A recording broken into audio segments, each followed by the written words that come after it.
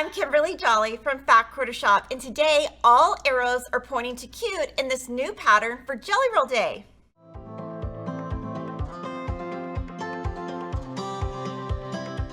Download the low-price Jelly Roll Arrows pattern exclusively at Fat Quarter Shop. The link is in the description box. This pattern has two lap sizes. One is small and one is large. You're going to need one jelly roll if you're making the small lap and two jelly rolls if you're making the large lap. And your sizes for binding and backing are listed in the pattern.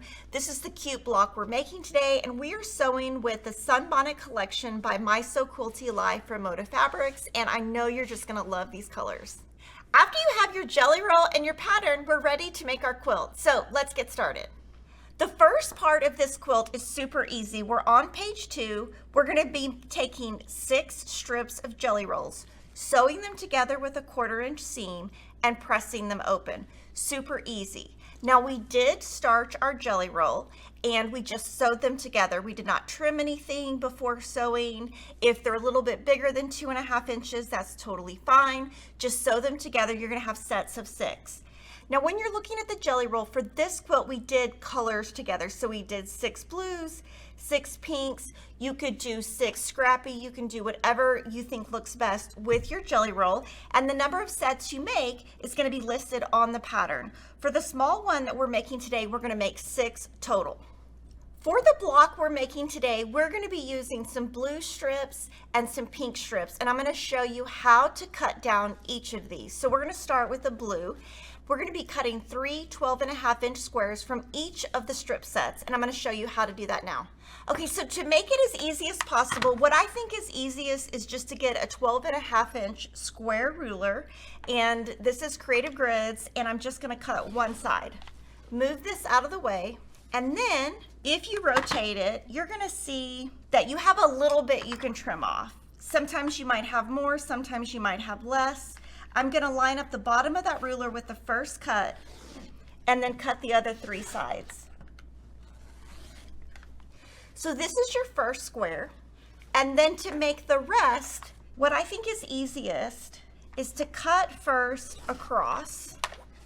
So this is super easy if you have a 12.5 inch ruler. If you don't, you can use 2 rulers, add them together to get the 12.5 and then cut. And then you're gonna have all these squares, and we're gonna start sewing the squares together. So we've cut our squares, and what we're gonna do is we're gonna put them right sides together and we're gonna alternate. So one square will be horizontal stripes and one square will be vertical stripes.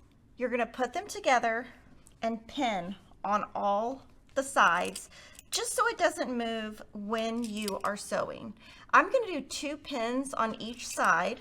So because we have pressed open, if you sew on this side or if you sew on this side, it doesn't matter. You're still going to have seams that might flip. So just be careful, keep it nice and flat when you sew.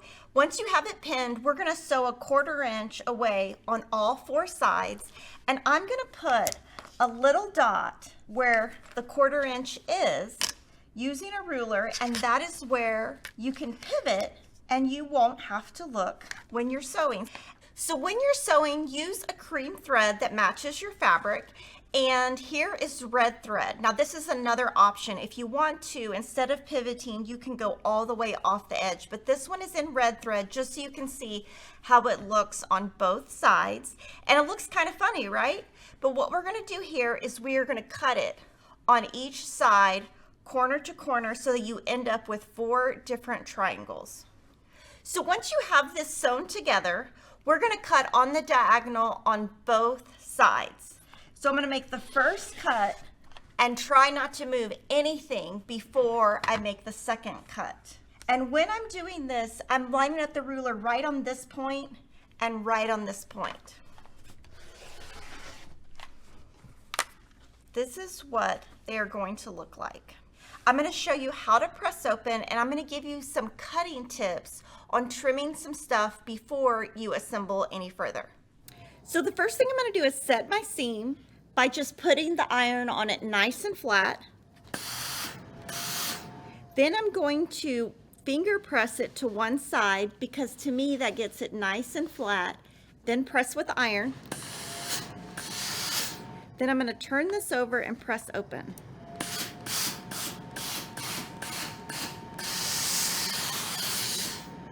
So because I really like all of my quilts to be nice and flat, what I'm going to do is trim this down to a 7.5-inch square. And every block should have this little intersection right here. That will be the center. So there's a white circle on your Creative Grids ruler, and you're going to place the diagonal line on there and touch this white center there. And then you'll make sure that right here, the corner hits right here so that you have a nice, clean point.